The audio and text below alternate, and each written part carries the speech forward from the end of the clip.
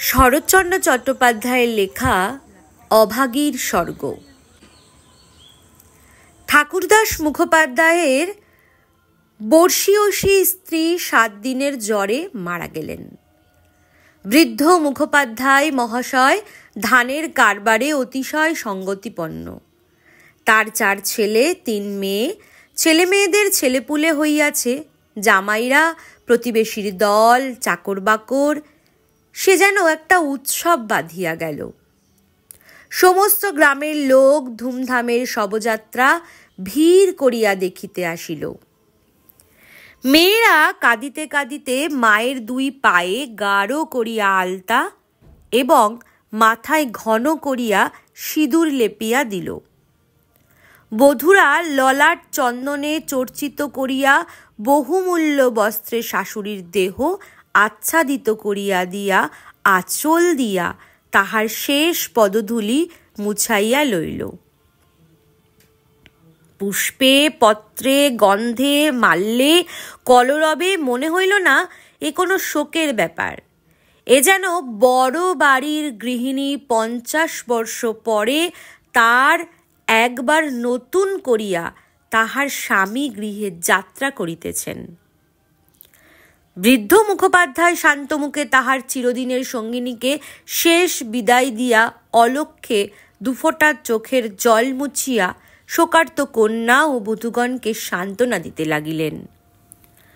প্রবল হরিধ্বনিতে প্রভাত আকাশ আলোড়িত করিয়া সমস্ত গ্রাম সঙ্গে সঙ্গে চলিল। আর একটি প্রাণী একটু দূরে থাকিয়া এই দলের সঙ্গী হইল। সে কাঙালির মা। সে তাহার কুটির প্রাঙ্গণের গোটা কয়েক বেগুন তুলিয়া এই পথে হাটে চলিয়াছিল।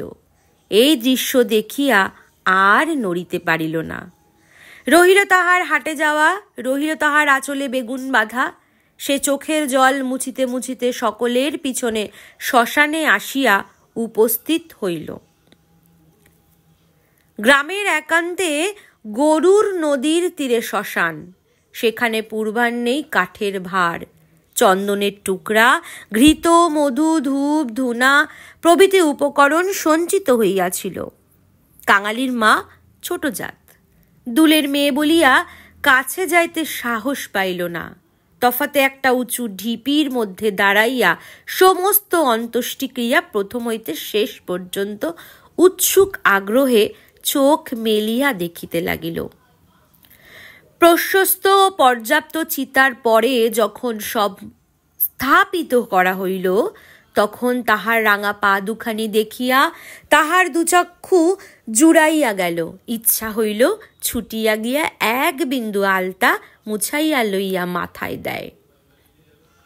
বহু কণ্ঠের হরিধ্বনির সহিত পুত্রহস্তের মন্ত্রপুত অগ্নি যখন সংযোজিত হইল, তখন তাহার চোখ দিয়া ঝর ঝর করিয়া জল পড়িতে লাগিল।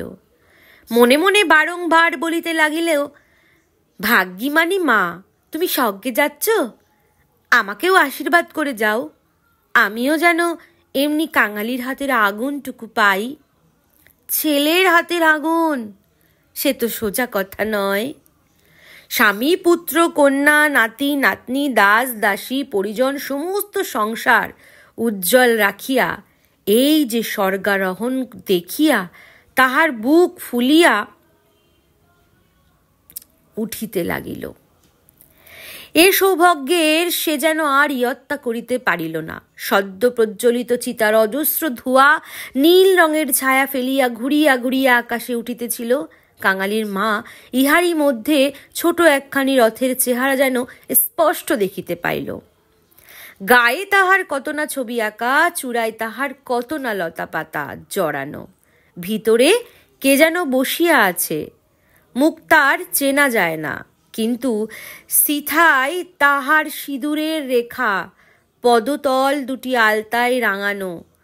ঊর্ধ্ব দৃষ্টে চাহিয়া কাঙালির মায়ের 2 চোখে অশ্রুর ধারা বহিতেছিল।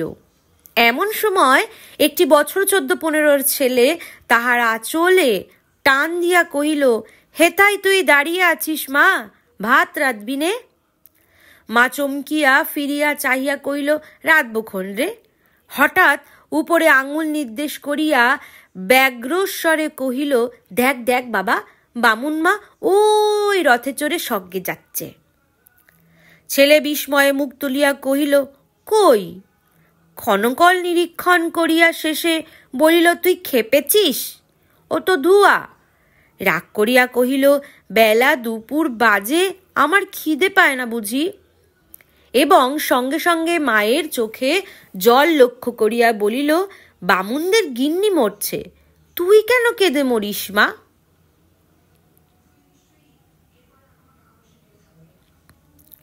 কাঙালির মার এতক্ষণে হুঁশ হইল। পরের জন্য শ্মশানে দাঁড়াইয়া এইভাবে অশ্রুপাত করায় সে মনে মনে লজ্জা পাইল। এমনকি ছেলের অকল্যাণের আশঙ্কায় মুহূর্তে চোখ মুছিয়া ফেলিয়া একটুখানি হাসিবার চেষ্টা করিয়া বলিল, কাঁদব কিসের জন্যে রে? চোখে ধো লেগেছে বই তো নয়? হ্যাঁ, ধো লেগেছে বই তো না, তুই কাঁদতেছিলি। মা আর প্রতিবাদ করিল না। ছেলের হাত ধরিয়া ঘাটে নামিয়া নিজেও স্নান করিল, কাঙালিকেও স্নান করাইয়া ঘরে ফিরিল। শ্মশান সৎকারের শেষটুকু দেখা আর তাহার ভাগ্যে ঘটিল না। সন্তানের নামকরণ কালে পিতামাতার মূরতায় বিধাতা পুরুষ অন্তরিক্ষে থাকিয়া অধিকাংশ সময় শুধু হাস্য করিয়াই ক্ষান্ত হন না, তীব্র প্রতিবাদ করেন। তাই তাহার সমস্ত জীবনটা তাহাদের নিজের নামগুলোকেই যেন আমরণ ভ্যাংচাইয়া চলিতে থাকে। কাঙালির মার জীবনের ইতিহাস ছোট, কিন্তু সেই ছোট্ট কাঙাল জীবনটুকু বিধাতার এই পরিহাসের দায় হইতে অব্যাহতি লাভ করিয়াছিল। তাহাকে জন্ম দিয়া মা মরিয়াছিল, বাপ রাগ করিয়া নাম দিল অভাগী। মা নাই, বাপ নদীতে মাছ ধরিয়া বেড়ায়। তাহার না আছে দিন, না আছে রাত। তবু যে কি করিয়া ক্ষুদ্র অভাগী একদিন কাঙালির মা হইতে বাঁচিয়া রইল, সে এক বিস্ময়ের বস্তু। যাহার সহিত বিবাহ হইল তাহার নাম রসিক বাঘ। বাঘের অন্য বাঘিনী ছিল। ইহাকে লইয়া সে গ্রামান্তরে উঠিয়া গেল। অভাগী তাহার অভাগ্য ও শিশুপুত্র কাঙালিকে লইয়া গ্রামেই পড়িয়া রইল। তাহার সেই কাঙালি বড় হইয়া আজ 15 পা দিয়াছে, সবে মাত্র বেতের কাজ শিখিতে আরম্ভ করিয়াছে। অভাগীর আশা হইয়াছে আরও বছরখানেক তাহার অভাগ্যের সহিত বুঝিতে পারিলে দুঃখ ঘুচিবে। এই দুঃখ যে কি যিনি দিয়াছেন তিনি ছাড়া আর কেহই জানে না। কাঙালি পুকুর হইতে আচাইয়া আসিয়া দেখিল তাহার পাতের ভুক্তাবশেষ মা একটা বাটি মাটিতে ঢাকিয়া রাখিতেছে। আশ্চর্য হইয়া জিজ্ঞাসা করিল, তুই খেলি নে মা? বেলা গড়িয়ে গেছে বাবা, এখন আর খিদে নেই। ছেলে বিশ্বাস করিল না, বলিল, না খিদে নেই বই কি। কই দেখি তোর হাড়ি। এই ছলনায় বহুদিন কাঙালির মা কাঙালিকে ফাঁকি দিয়ে আসিয়াছে। সে হাড়ি দেখিয়া তবে ছাড়িল। তাহাতে আর একজনের মতো ভাত ছিল। তখন সে প্রসন্ন মুখে মায়ের কোলে গিয়া বসিল। এই বয়সের ছেলে সচরাচর এরূপ করে না, কিন্তু শিশুকাল হইতে বহুকাল যাবৎ সে রুগ্ন ছিল বলিয়া মায়ের কোর ছাড়িয়া বাহিরের সঙ্গী সাথীদের সহিত মিশাবার সুযোগ পাই নাই। এইখানে বসিয়াই তাহাকে খেলাধুলার স্বাদ মিটাইতে হইয়াছে। এক হাতে গলা জড়াইয়া মুখের উপর মুখ রাখাইয়া কাঙালি চকিত হইয়া কহিল, মা, তোর গা যে গরম, কেন তুই অমন রোদে দাঁড়িয়ে মরা পোড়ানো দেখতে গেলি? কেন আবার নিয়ে এলি? মরা পোড়ানো কি তুই? মা শশব্যস্তে ছেলের মুখে হাত চাপা দিয়া কইল, ছি বাবা, মরা পোড়ানো বলতে নেই, পাপ হয়। সতীলক্ষ্মী মা ঠাকুরন রথে করে স্বর্গে গেলেন। ছেলে সন্দেহ করিয়া কহিল, তোর এক কথা মা, রথে চড়ে কেউ না কি আবার স্বর্গে যায়? মা বলিল, আমি যে চোখে দেখুনি কাঙালি। বামুন মা রথের উপরে বসে তেনার রাঙা পা দুখানি যে সবাই চোখ মেলে দেখলে রে, সবাই দেখলে, সবাই দেখলে। কাঙালি মায়ের বুকে ঠ্যাস দিয়া বসিয়া ভাবিতে লাগিল, মাকে বিশ্বাস করাই তার অভ্যাস। বিশ্বাস করিতেই সে শিশুকাল হইতে শিক্ষা করিয়াছে। সেই মা যখন বলিতেছে সবাই চোখ মেলিয়া এত বড় ব্যাপার দেখিয়াছে, তখন অবিশ্বাস করিবার আর কিছু নাই। খানিক পরে আস্তে আস্তে কহিল, তাহলে তুইও তো মা স্বর্গে যাবি? বিন্দির মা সেদিন রাখালের পিসিকে বলতেছিল, ক্যাংলার মার মতো সতীলক্ষ্মী আর দুলে পাড়াই নেই। কাঙালির মা চুপ করিয়া রহিল।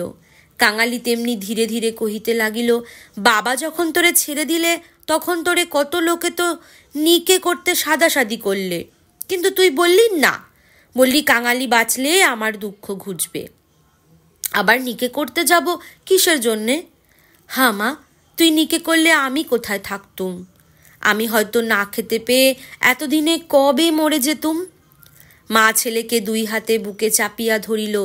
বস্তুত সেদিন তাহাকে এ পরামর্শ কম লোকে দেয় নাই, এবং যখন সে কিছুতেই রাজি হইল না, তখন উৎপাত উপদ্রব তাহার প্রতি সামান্য হয় নাই। সেই কথা স্মরণ করিয়া অভাগীর চোখ দিয়া জল পড়িতে লাগিল। ছেলে হাত দিয়া মুছাইয়া দিয়া বলিল, ক্যাতাটা পেতে দেব মা, শুবি? মা চুপ করিয়া কহিল, কাঙালি মাদুর পাতিল, কাঁথা পাতিল, মাচার উপর হইতে ছোট বালিশটি পাড়িয়া দিয়া হাত ধরিয়া তাহাকে বিছানায় টানিয়া লইয়া যাইতে মা কহিল, কাঙালি আজ তোর আর কাজে গিয়ে কাজ নেই। কাজ কামাই করিবার প্রস্তাব কাঙালির খুব ভালো লাগিল, কিন্তু কহিল, জলপানির পয়সা দুটো তো তাহলে দেবে না মা? না দিগ্গে, আয় তোকে রূপকথা বলি। আর প্রলুব্ধ করিতে হইল না। কাঙালি তৎক্ষণাৎ মায়ের বুক ঘেঁষিয়া শুইয়া পড়িল। বল তাহলে, রাজপুত্তুর, কোটালপুত্তুর আর সেই পক্ষীরাজ ঘোড়া? অভাগী রাজপুত্র, কোটালপুত্র আর পক্ষীরাজ ঘোড়ার কথা দিয়া গল্প আরম্ভ করিল। এ সকল তাহার পরের কাছে কতদিনের শোনা এবং কতদিনের বলা উপকথা, কিন্তু মুহূর্ত কয়েক পরে কোথায় গেল তাহার রাজপুত্র, আর কোথায় গেল তাহার কোটালপুত্র? সে এমন উপকথা শুরু করিল যাহা পরের কাছে তাহার শেখা নয়, নিজের সৃষ্টি। জ্বর তাহার যত বাড়িতে লাগিল, উষ্ণ রক্তস্রোত যত দ্রুত বেগে মস্তিষ্কে বইতে লাগিল, ততই সে যেন নব নব উপকথার ইন্দ্রজাল রচনা করিয়া চলিতে লাগিল। তাহার বিরাম নাই, বিচ্ছেদ নাই। কাঙালির স্বল্প দেহ বারবার রোমাঞ্চিত হইতে লাগিল। ভয়ে বিস্ময়ে পুলকে সে সজোরে মায়ের গলা জড়াইয়া তাহার বুকের মধ্যে যেন মিশিয়া যাইতে লাগিল। বাহিরে বেলা শেষ হইল, সূর্য অস্ত গেল। সন্ধ্যার ম্লান ছায়া গাঢ়তর হইয়া চরাচর ব্যাপ্ত করিল, কিন্তু ঘরের মধ্যে আজ আর প্রদীপ জ্বলল না। গৃহস্থের শেষ কর্তব্য সমাধা করিতে কেহ উঠিল না। নিবিড় অন্ধকারে কেবল রুগ্ন মাতার অবাধ গুঞ্জন নিস্তব্ধ পুত্রের কর্ণে সুধিবর্ষণ করিয়া চলিতে লাগিল। সেই শ্মশান ও শ্মশান যাত্রার কাহিনী, সেই রথ, সেই রাঙা পা দুটি, সেই তার স্বর্গে যাওয়া। কেমন করিয়া শোকার্ত স্বামী শেষ পদধূলি দিয়া কাঁদিয়া বিদায় দিলেন, কি করিয়া হরিধ্বনি দিয়া ছেলেরা মাতাকে বহন করিয়া লইয়া গেল। তারপরে সন্তানের হাতের আগুন, সে আগুন তো আগুন নয় কাঙালি, সে তো হরি, তার আকাশ জোড়া ধুয়ো নয় বাবা, সে তো স্বর্গের রথ। কাঙালি চরণ, বাবা আমার। কেন মা, তোর হাতের আগুন যদি পাই বাবা, বামুন মার মতো আমিও স্বর্গে যেতে পারবো। কাঙালি অস্ফুট শুধু কহিল, যা, বলতে নেই। মা সে কথা বোধ করি শুনিতেও পাইল না। তপ্ত নিঃশ্বাস ফেলিয়া বলিতে লাগিল, ছোট জাত বলে তখন কিন্তু কেউ ঘেন্না করতে পারবে না, দুঃখী বলে কেউ ঠেকিয়ে রাখতে পারবে না।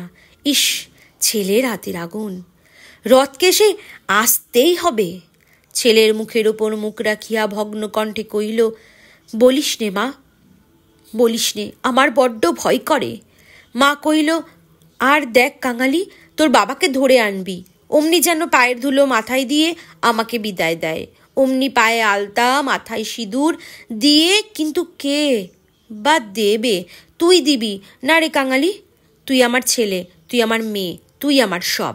বলিতে বলিতে সে ছেলেকে একেবারে বুকে চাপিয়া ধরিল। অভাগীর জীবন নাট্যের শেষ অঙ্ক পরিসমাপ্ত হইতে চলিল। বিস্তৃতি বেশি নয়, সামান্যই। বোধ করি 30টা বছর আজও পার হইয়াছে কি হয় নাই, শেষও হইল তেমনি সামান্যভাবে। গ্রামে কবিরাজ ছিল না, ভিন্ন গ্রামে তাহার বাস। কাঙালি গিয়া কাদাকাটি করিল, হাতে পায়ে পড়িল, শেষে ঘটি বাধা দিয়া তাহাকে 1 টাকা প্রণামী দিল। তিনি আসিলেন না। গোটাচারেক বড়ি দিলেন, তাহার কত কি আয়োজন, খল, মধু, আদার সত্ত্ব, তুলসী পাতার রস। কাঙালির মা ছেলের প্রতি রাগ করিয়া বলিল, কেন তুই আমাকে না বলে ঘটি বাধা দিতে গেলি বাবা? হাত পাতিয়া বড়ি কয়টি গ্রহণ করিয়া মাথায় ঠেকাইয়া উনানে ফেলিয়া দিয়া কইল, ভালো হইতো এতেই হব। বাগদিদুলের ঘরে কেউ কখনো ওষুধ খেয়ে বাঁচে না। দিন 2-3 এমনি গেল। প্রতিবেশীরা খবর পাইয়া দেখিতে আসিল। যে যাহা মুষ্টিযোগ জানিত, হরিণের শিং ঘষা জল ঘেটে কড়ি পুড়াইয়া মধুতে মারিয়া চাটাইয়া দেওয়া ইত্যাদি অব্যর্থ ঔষধের সন্ধান দিয়া যে যাহার কাজে গেল। ছেলে মানুষ কাঙালি ব্যতিব্যস্ত হইয়া উঠিতে মা তাহাকে কাছে টানিয়া লইয়া কহিল, কোবরেজের বাড়িতে কিছু হলো না বাবা, আর ওদের ওষুধে কাজ হবে না, আমি এমনি ভালো হব। কাঙালি কাঁদিয়া কহিল, তুই বড়ি তো খেলি নে মা, উনুনে ফেলে দিলি, এমনি কি কেউ সারে? আমি এমনি সেরে যাব। তার চেয়ে তুই 2টো ভাতে ভাত ফুটিয়ে নিয়ে খা দেখি, আমি চেয়ে দেখি। কাঙালি এই প্রথম অপটু হস্তে ভাত রাঁধিতে প্রবৃত্ত হইল। না পারিল ফ্যান ঝরিতে, না পারিল ভালো করিয়া ভাত রাঁধিতে। উনান তাহার জ্বলে না, ভিতরে জল পড়িয়া ধোয়া হয়। ভাত ঢালিতে চারিদিকে ছড়াইয়া পড়ে। মায়ের চোখ ছলছল করিয়া আসিল। নিজে একবার উঠিবার চেষ্টা করিল, কিন্তু মাথা সোজা করিতে পারিল না। শয্যায় লুটাইয়া পড়িল।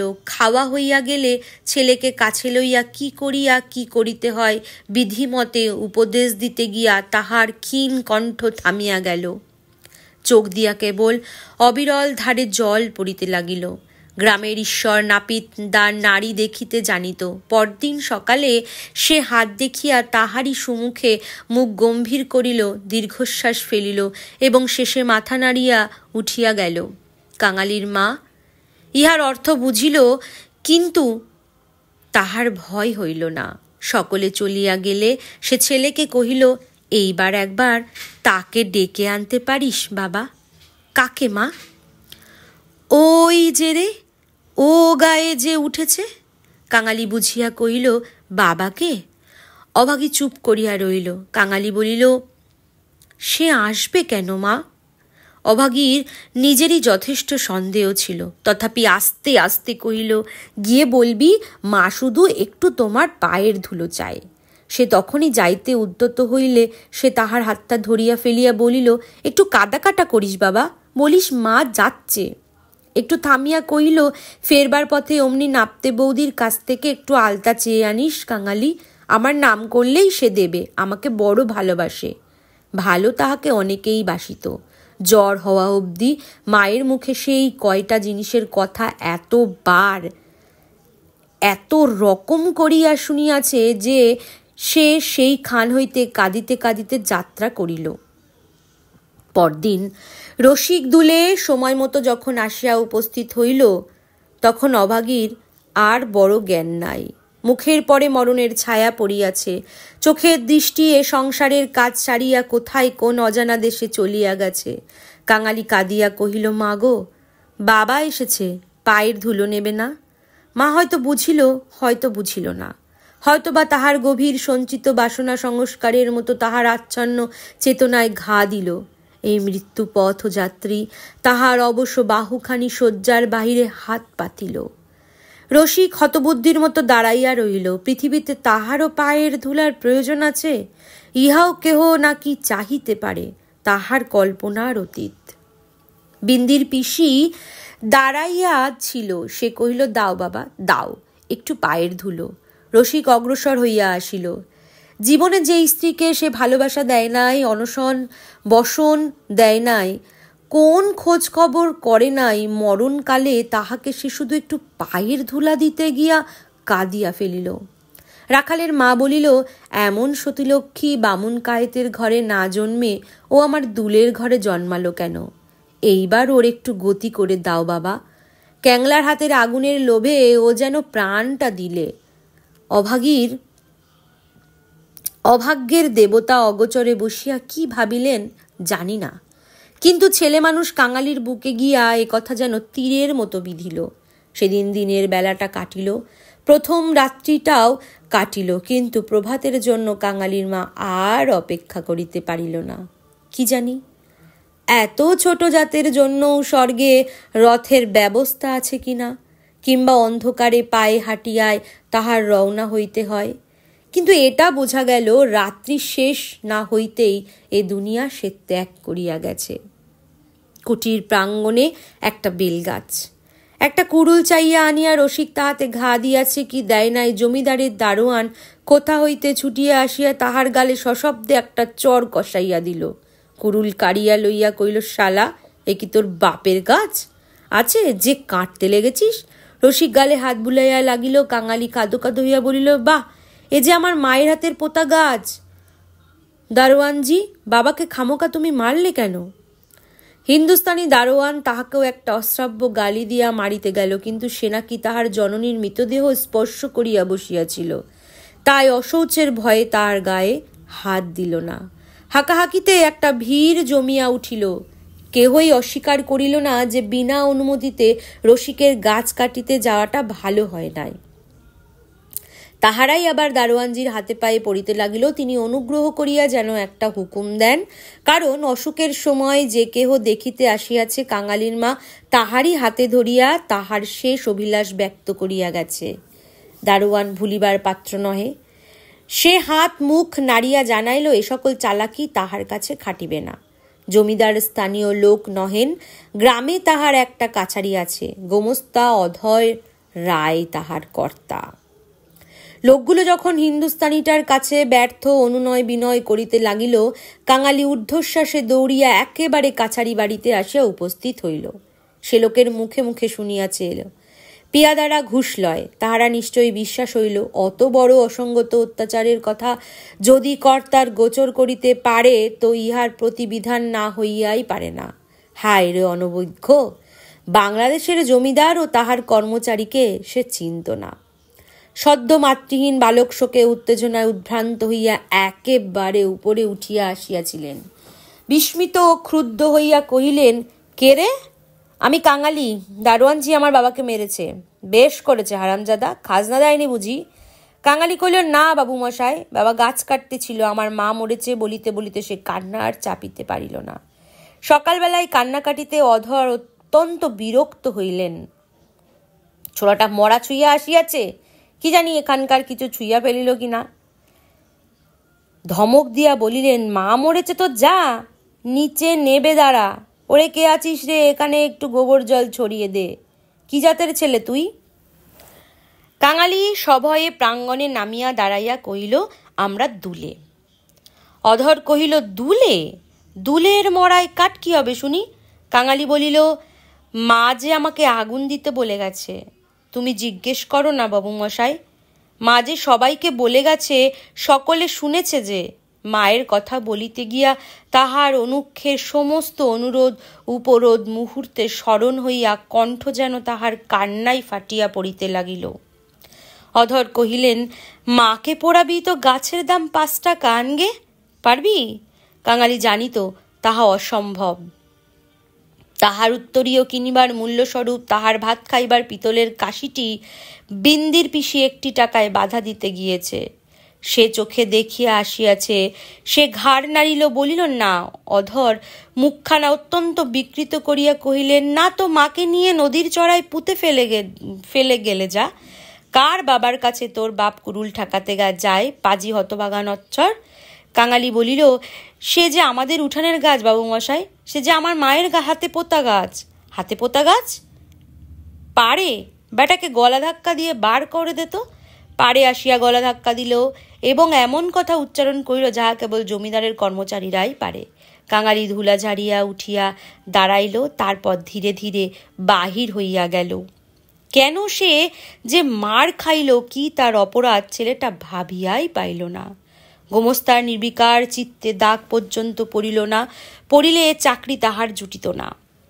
কইলেন, পরেশ দেখতো হে এবারটার খাজনা বাকি পড়েছে কিনা, থাকে তো জালটাল কিছু একটা কেড়ে এনে যেন রেখে দেয়, হারামজাদা পালাতে পারে। মুখুজ্জে বাড়িতে শ্রাদ্ধের দিন, মাঝে কেবল একটা দিন মাত্র বাকি, সমারোহের আয়োজন গৃহিণীর উপযুক্ত করিয়াই হইতেছে। বৃদ্ধ ঠাকুরদাস নিজে তত্ত্বাবধান করিয়া ফিরিতেছিলেন। কাঙালি আসিয়া তাহার সম্মুখে দাঁড়াইয়া কইল, ঠাকুরমশাই, আমার মা মরে গেছে। তুই কে? কি চাস তুই? আমি কাঙালি, মা বলে গেছে তেনাকে আগুন দিতে। তা দিগে না? কাছারির ব্যাপারটা ইতিমধ্যেই মুখে মুখে প্রচারিত হইয়া পড়িয়াছিল। একজন কহিল, ও বোধ হয় একটা গাছ চাই। এই বলিয়া সে ঘটনাটা প্রকাশ করিয়া কহিল। মুখুজ্জে বিস্মিত ও বিরক্ত হইয়া কইলেন, শোন ও আবদার, আমারই কত কাঠের দরকার, কাল বাদে পরশু কাজ, যা যা, এখানে কিছু হবে না, এখানে কিছু হবে না। এই বলিয়া অন্যত্র প্রস্থান করিলেন। ভট্টাচার্য মহাশয় অদূরে বসিয়া ফর্দ করিতেছিলেন। তিনি বলিলেন, তোদের যেতে কে কবে আবার পোড়ায় রে? যা মুখে একটু নুড়ো জেলে দিয়ে নদীর চড়ায় মাটি দেগে। মুখোপাধ্যায়ের মহাশয়ের বড় ছেলে ব্যস্ত সমস্তভাবে এই পথে কোথায় যাচ্ছিলেন। তিনি কান খাড়া করিয়া একটু শুনিয়া কইলেন, দেখেছেন ভট্টাচার্য মশাই, সব বেটারাই এখন বামুন কায়েত হতে চায়, বলিয়া কাজের ঝোঁকে আর কোথায় চলিয়া গেলেন। কাঙালি আর প্রার্থনা করিল না। এই 2 ঘণ্টা অভিজ্ঞতায় সংসারে সে যেন একেবারে বুড়ো হইয়া গিয়াছিল। নিঃশব্দে ধীরে ধীরে তাহার মরা মায়ের কাছে গিয়া উপস্থিত হইল। নদীর চরে গর্ত খুঁড়িয়া অভাগীকে শোয়ান হইল। রাখালের মা কাঙালির হাতে একটা খড়ের আটি জ্বালিয়া দিয়া তাহারই হাত ধরিয়া মায়ের মুখে স্পর্শ করাইয়া ফেলিয়া দিল। তারপরে সকলে মিলিয়া চলে গেল। সবাই সকল কাজে ব্যস্ত। শুধু এই পোড়া খড়ের আটি হইতে যে শল্য ধোঁয়াটুকু ঘুরিয়া ঘুরিয়া আকাশে উঠিতেছিল, তাহারই প্রতি পলকহীন চক্ষু পাতিয়া কাঙালি ঊর্ধ্বদৃষ্টে স্তব্ধ হইয়া চাহিয়া রইল।